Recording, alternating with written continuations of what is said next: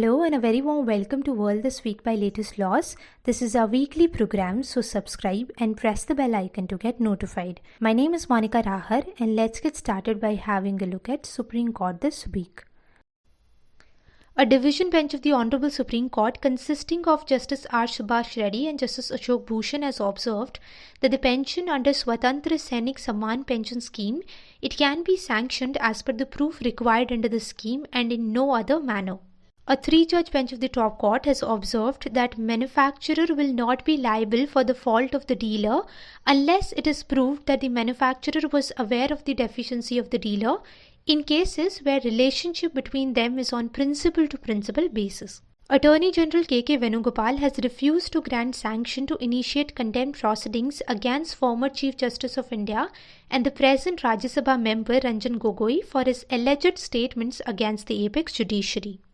Another division bench of the court in the case of Amitabh Das Gupta versus United Bank of India, while cautioning banks against breaking open lockers without adhering to the relevant laws and regulations, has ruled that banks cannot impose unilateral and unfair terms on the consumers while operating bank lockers. The top court has stated that family members on the parental side of a Hindu widow cannot be held to be strangers and her property can devolve upon them under the Hindu Succession Act. Referring to Section 15, Subsection 1, Clause D of the Act, a bench of Justices Ashok Bhushan and R. Subhash Reddy, they stated that the heirs of the father of a Hindu woman are covered under persons entitled to succession of property.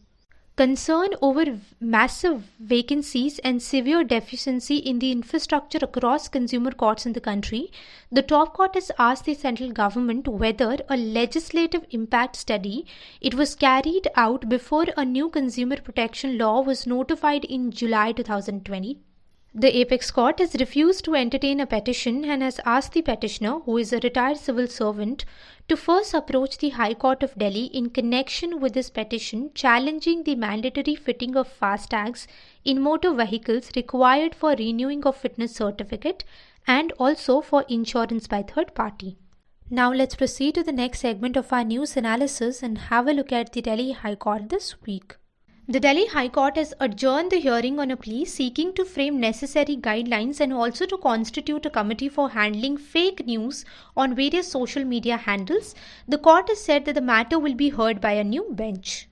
The central government has opposed a batch of petitions seeking recognition and registration of same-sex marriages in the country, and the centre has told before the court that living together as partners and having sexual relationship by same-sex individuals, it is not comparable with the quote-unquote Indian family unit concept of a husband, wife and children. I'd like to reiterate the stance of the centre in the following para, which is, by and large, the institution of marriage has sanctity attached to it, and in major parts of the country, it is regarded as a sacred union. In our country, despite statutory recognition of the relationship of marriage between a biological man and a biological woman, marriage necessarily depends upon age-old customs, rituals, practices, cultural ethos, and societal values. The court has also listed a batch of petitions to be heard on March 26th in connection with the violence that outbroke in Delhi in February 2020. A Delhi court has granted interim protection from arrest to Shantanu Muluk till March 9 in the ongoing protest or case in the toolkit document case related to the farmers' protest. Now let's proceed to the next segment and have a look at the Bombay High Court. Observing that the notion of patriarchy, wherein a man treats his wife like a property and can do whatever he wishes to, unfortunately still persists in the country. The court has rejected the appeal of a man who was convicted for assaulting his wife with a hammer, which eventually resulted in her death in the year 2013. The Bombay High Court was hearing the TRP scam case and on Friday has extended till March 5 the interim protection against coercive action which was granted to journalist Arnav Goswami and other employees of Republic TV channel. Now let's proceed to the segment of Madras High Court. The Madras High Court in a recent judgment has held that sitting on a hunger strike it would not amount to be an offence to commit suicide under Section 309 of the Indian Penal Code, which criminalizes suicide attempt. Now let's proceed to the Punjab and Haryana High Court. The Punjab and Haryana High Court, while hearing a plea which has sought quashing of FIR against cricketer Yuvraj Singh has granted the protection he sought. The FIR was filed in the backdrop of an Instagram live session where Yuvraj Singh called his fellow colleague cricketer Chahal quote-unquote a bhangi.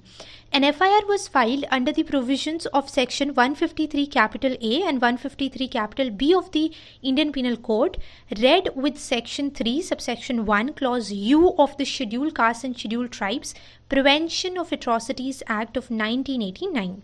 Now let's proceed with the miscellaneous segment of our news analysis. The students of Dharmshastra National Law University or DNLU, they've sent a representation to all the concerned authorities for the construction of permanent campus of their university. The university was established in the year 2018. However, it's been 3 years since the university is functioning from the rented campus of BSNL. The Supreme Court has issued notice stating that it will no longer use WhatsApp groups to share video conference links for court hearings. The administration has decided that such links would rather be shared on the registered email IDs or registered mobile number of the advocate on record or the party in person. The newly notified Information Technology Guidelines for Intermediaries and Digital Media Ethics Code Rules of 2021 is the reason behind the decision. Social media, digital media, OTT platforms, they have been regulated by the new guidelines issued. A Delhi court has granted bail to Bangalore-based climate activist Disha Ravi in the toolkit case, saying that creation of a WhatsApp group or being an editor of a toolkit document, it does not amount to an offence. Following a complaint, the UGC has written to Delhi University over alleged violation of the 10% reservation norm for the economically weaker section category at Faculty of Law. Jailed diamond merchant Nirav Modi, he can be extradited to India to face charges of fraud and money laundering, a UK court ruled on Thursday. Now let's proceed with the last segment of our news analysis, which is the international news. A court in China recently ruled in favor of a publisher that described homosexuality as a psychological disorder in a university textbook. US President Joe Biden has nominated Kiran Ahuja, an Indian American, to head an agency that runs the Federal Civil Service. Alright, so that's all we have for this week. More information with respect to any of these news stories, it can be accessed by you using the links which we have provided in the description section for your kind consideration, and thank you for being with us.